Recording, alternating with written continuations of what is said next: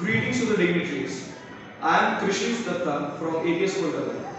Today I am going to give a short description on our project, a vertical takeoff landing aircraft based on the sub-theme of transport and innovation. As you can see right here, this is a vertical takeoff landing aircraft. We have taken the inspiration of this model from V-22 Osprey.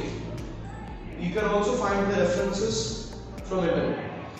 As you can see, we have taken inspiration from it for the basic design and blueprint. The body will resemble a sort of the V-22. After that, we have modified it to a UAV, an unmanned aerial vehicle, which will be using 180 motors, ESCs and brushless motors too. Also, it will use propellers. It also uses the latest Bluetooth technology 5.2, and it can also work in remote areas like if there is a flood or any natural disaster like cyclone. It can also go for relief missions there.